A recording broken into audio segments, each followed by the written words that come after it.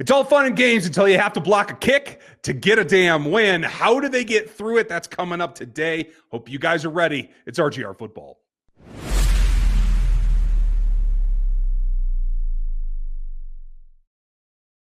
Welcome back. It's Bills week, and we are breaking down the game plan that will get the Chiefs win today. He's Dan Harms. I'm Ryan Tracy. Welcome to Ryan Going Rogue, or it should be Dan Going Rogue. We are. It out. It'll be fine. Welcome in, folks. Everybody looks forward to this ball game. It's been on our calendar for a very long time. We're going to give you the 4 things this team has to do to get the W. And starting on your preferred side of the ball, what's job number 1 for you? So we're going to go to the offensive side of the football because at the end of the day, Patrick Mahomes, even though the numbers look okay, he's only been pressured on 28.3% of his dropbacks, which is the 7th lowest in the NFL. But we all know that ball's coming out real fast, guys. We know that he's not really staying back there and letting hits come down. They need to protect him better. Now, Wanya Morris will be active for this game. He'll be playing. It looks like he's going to be a full go. So you hope he can stay healthy the rest of the season. But collectively, they have not done a fantastic job. It seems like there's someone, whether it's Juwan Taylor, I think a couple of times over the past few weeks, he's kind of been up and down. Even the interior, Trey Smith at times. You have Creed a little bit last week having some problems at the interior. Just a little bit, not like a ton, just little here and there, guys. But you have to be able to protect Patrick Mahomes in this football game. You're getting a little bit healthier. Juju Smith-Schuster comes back. You have now 3 wide receivers that you can trot out there with Xavier Worthy, DeAndre Hopkins, and Juju and say, okay, we feel much more comfortable about where we're going to be right now. And they're going to play a ton of zone. You know they're going to play a ton of zone. They always lean into it more against Patrick Mahomes. And so you have guys now that can take advantage of that. It's all about making sure Patrick Mahomes stays upright, not taking the unnecessary hits as he has done at times this last couple of weeks. So if the offensive line can run the ball effectively, that will help them pass protect. As we have seen over the past month, when they've run the ball effectively, the pass protection is better. So offensive line needs to really step it up in this football game away from Arrowhead Stadium.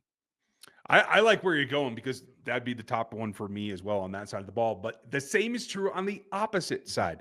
This defensive front has not put enough pressure and certainly not gotten enough hits on quarterbacks to really say that Josh Allen should be scared. They have to step that up. There are a couple of spots that you can go after. Osiris Torrance is one at the right guard spot that just isn't having his greatest day. Had a rough outing last week, as did Spencer Brown, who is questionable for this ball game. So this leans towards making sure that you're attacking the right side of their offense, the left side of the Chiefs defense. It's George. You're going to stack some DBs behind him. You're going to send some linebackers off of his butt on some nice blitzing, but you got to be careful. So it's about the front 4 making do. They'll move Chris around. I'm really interested to see how Uche comes into this one because the one thing that they haven't had against a Josh Allen run offense, one that he does have to be a little bit more productive in, we'll get to that in a minute, is they haven't had the speed rush to break down that edge quickly so that he can't survey and then go. You got to put him into a reaction as far as I'm concerned. And there should be some slanting. And I'd like to see some TE twists in here, but it comes down to the guys that are going to line up on that side of the ball. George Karlaftis, number 1, maybe Mike Dana, maybe you're going to rotate through, but there's no Menahue. A lot of folks had hoped he'd come back this week. Not going to happen.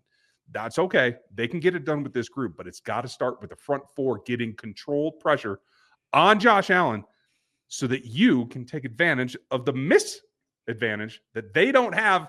And tell me that's where you're going next. That's exactly where I'm going because this Bills team, much like the Chiefs of 2022, is going through a little bit of a revolution. Josh Allen has averaged a career low 7.6 air yards per attempt this season, and he's getting predominantly 20. It's like half of his yards is coming out of yak this year. That sounds familiar. It's like they watched the Chiefs play football and said, we kind of have to do the same thing because defenses just don't want Josh Allen throwing the ball down the field. So here we are at this point. We've arrived to the point where Khalil Shakir is your de facto number 1, number 2 receiver. He operates best as your probably number 3. They're not going to have Dalton Kincaid for this football game. That elevates an injured Amari Cooper, who, again, we wanted the Chiefs to trade for too.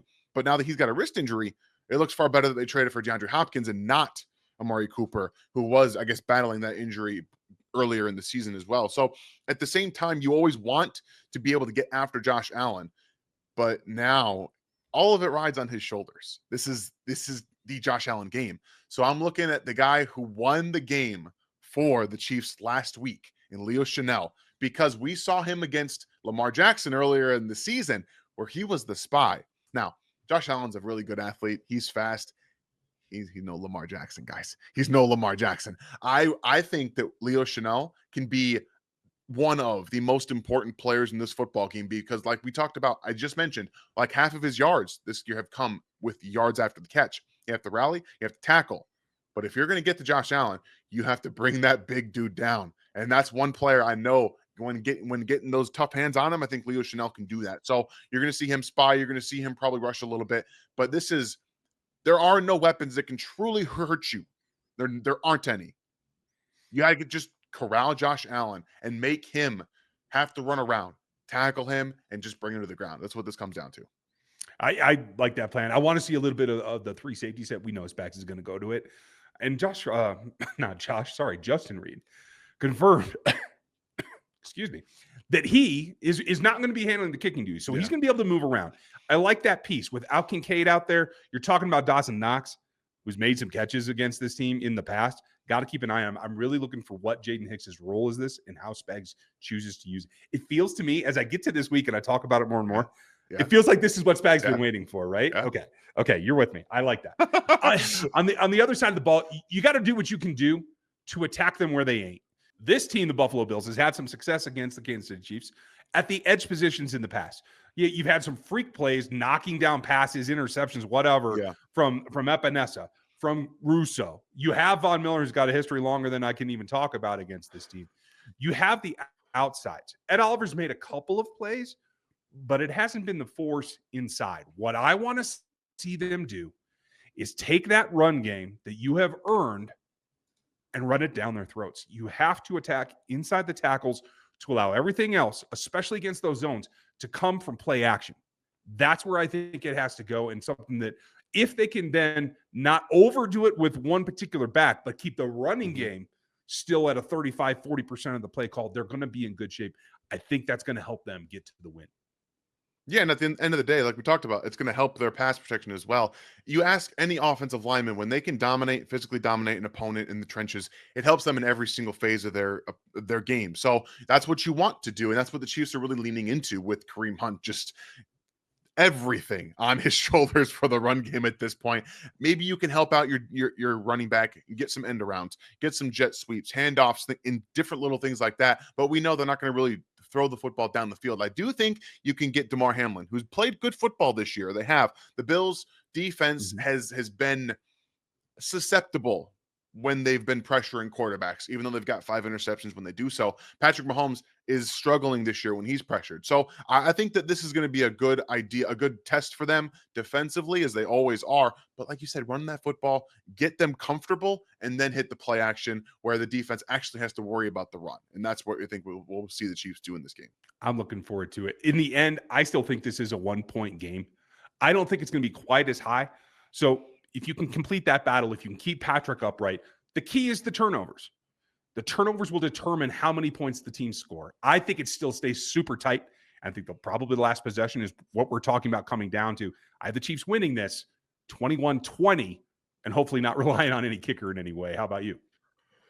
Yeah, I think that they're going to be a little interesting with the kicker in this one. Maybe they go for more 4th downs. Maybe they go for more 2-point conversions, things like that. I think that they're going to want to limit his involvement as much as they possibly can. I do think with the loss of Dalton Kincaid, possibly, an injured Amari Cooper and Spencer Brown, that the Chiefs will pull this one out, be a little bit different in the regular season than it has been in the past. And they're going to win this one. I think they're going to get one field goal help. So 24-21, Kansas City at last second possession wins this football game. I like it. That's what it's going to do for us. Hopefully you guys enjoy it. Let us know what you think down below. Thanks for being with us, and check us out all weekend long on RGR Football. Thanks for watching this video from the team at RGR Football.